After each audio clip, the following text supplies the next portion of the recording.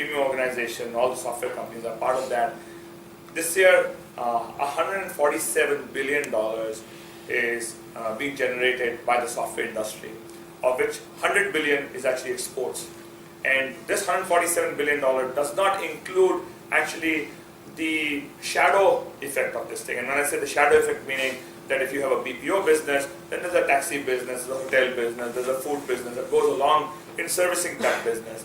And that data, because the way of calculation of that data is different, people say that that is a 2 to 3x shadow sometimes. I'm saying even if you take a conservative view and say even if that shadow is 1 to 1, that's a very significant portion of our economy. So really I think India has done very well. I must tell you that from software business, many years ago, my partners and I, we'd actually gone to Kyoto. This is a small town near Osaka in Japan. It's a historical town. It used to be the ancient capital of Japan. And there was an elderly doorman waiting to open the door for us as we were getting to the hotel. Japanese are extremely polite. They bent all the way down and they greeted us and all that. We greeted him back and he looked at us, smiled, and he said, software, Indian is software. And we at that point in time, we felt look at the brand that we've built, a global recognition in terms of what we do. So yeah, I think it was a very good happenstance for us and clearly laid out the foundation for what we were going to do ahead. Yeah. So coming back, I think there's a very interesting story in terms of tech span per se, right? The name of the first company that they set up.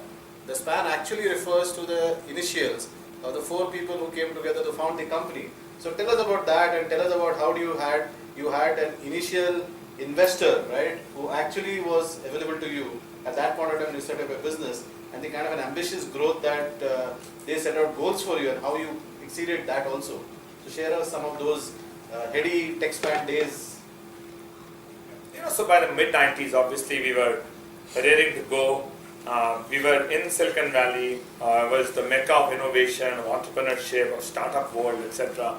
And in '96 I left HCL to join Infogain. I was there for a couple of years. That business was run by a friend of mine, set up ODCs and all that.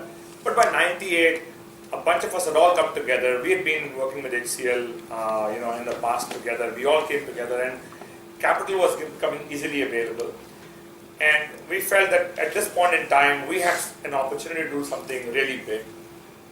So we were approached by a few people and we approached a few of them.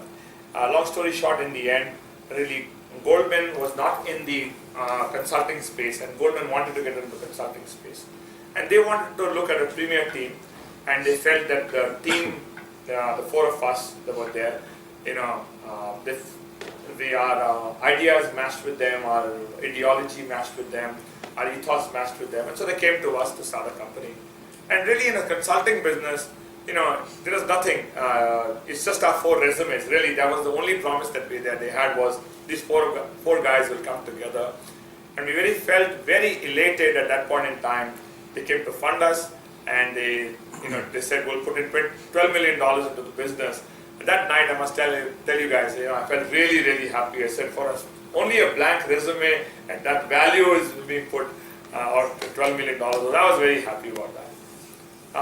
We were looking to look for a name. This is, the first thing, it had already started. The internet had been around for a few years. So the first thing you did was you looked for a domain name, even before incorporating a company. It's very common now, but it was starting to become that way. And we said SPAN because that was the initials of the 4 founders that we had, Sandeep, Puneet, Arjun, Nikki. So we looked at SPAN, was not available, and we said, okay, since we're doing work in technology, since we're spanning the technological thing, this whole thing seemed very good, and so we found a company called TechSpan. And Goldman was there. Goldman actually funded us, and the business plan that we developed at that point in time, it was aggressive. When you're young, you're quite foolish. So that's one advantage of being young, is that foolishness comes along with it. Or disadvantage, as you grow older, the foolishness goes away. My grandfather, for some of you who understand Hindi, my grandfather used to always say, जब जोश होता है तो होश नहीं होता है, जब होश आता है तो unfortunately जोश चला जाता है. So that time we had no hosh and we had a lot of josh. So we committed ourselves to saying, our business plan, and many of you have written business plan in the startup world, So we said our business plan is 12 million revenues in the first year, 36 million in the second year, and 84 million in the third year. Goldman said, we believe that you will get to 84 million, but we think you guys are missing a year.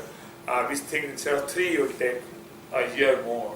I think internally, we eventually saw their investment plans and their investment thesis. I think they had 1 more year, but they were being just nice to us and only told us a year. Part of it pushed us as well. But we had a great ride. We had a fantastic ride. And really, we started operations on Jan 1, 1999. By our 20th month, August of 2000, we actually had a $100 million run rate business. Wow. And that's perhaps, we got the E&Y award. We actually got a bunch of awards. Thank you. It was a high velocity business that we had built up, and it was just a fantastic journey. Fantastic. I mean, I think most entrepreneurs would, dream of, starting off from scratch, from zero, right? And then going out and accelerating to a pace which is phenomenally large, right? And it's a space which is open, and which also makes it difficult, right? Because it's not as if, it's up for grabs. It's something that you have to go and create as an opportunity. So what was it that helped you to have grown the business so significantly? You spoke about some of the factors that really accelerate this space. So help us to understand, right? What were the driving factors to this success? I think first was luck. Okay, so I think people don't take cognizance of that. I must say, it's luck. We were in the right place at the right time. The valley was going through a seismic change. The internet had come around. Businesses were transforming on the web 1.0. So that pivot was happening. I think the second part was that our choice of platforms. In some ways, there was a deliberate choice, and I think again, partly we got lucky, partly we chose the right platforms. So through a combination of some diligence, some luck, again, the platforms that we chose on which to build businesses, and these are companies that is going out and having a much bigger digital footprint at that point in time. And so the whole paradigm around how people were approaching the solutioning at that point in time, we seem to have gotten an early whiff of where the markets would tend, what would be successful, what would stick. So the whole content management space, the whole middleware space, the whole enterprise play, I think we picked the right choices. And the third thing was we had been already in the valley by that time for 10 years, so there was a very rich Rolodex. So we knew senior management players across a number of different enterprises. And therefore our ability to go to them, having built a credibility in the past together with those guys, really, really helped us a lot. So I think those 3 things I would say is perhaps really, got us off the races, in a faster manner. Yeah. I think, like you were mentioning to me earlier, right? Flipkart today has part of their mantra is bias for action, right? And if you look back, this is exactly their mantra, which is help them to, achieve that. Because see, the factors are available to everybody, right? Opportunities are there. There might be a surge in the industry. Everybody knows that these are all the platforms available. And obviously a lot of people do have a decent network. But how do you really, put it together and get a success out of it is not everybody's cup of tea. And one cannot take away that credit in terms of, the 4 of you came together, because at the front end of it, look at it, getting funding, right? In terms of an entity like Goldman, first of all, to back you up. And then obviously you've proven them right in terms of how did you really drive that success.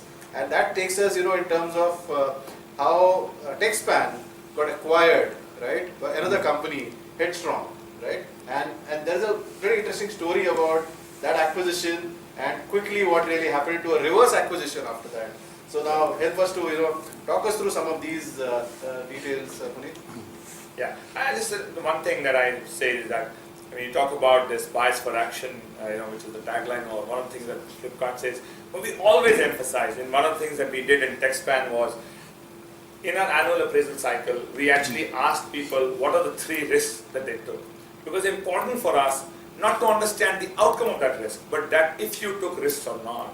And we always said inside the organization that the sin of commission is forgivable. But the sin of omission, which is that you did not do anything because you did not know what to do, that's not forgivable. So really this whole bias for execution was very, very strong. I mean, I think in any form, there's a lot of people here who go to business schools and all that, when you talk about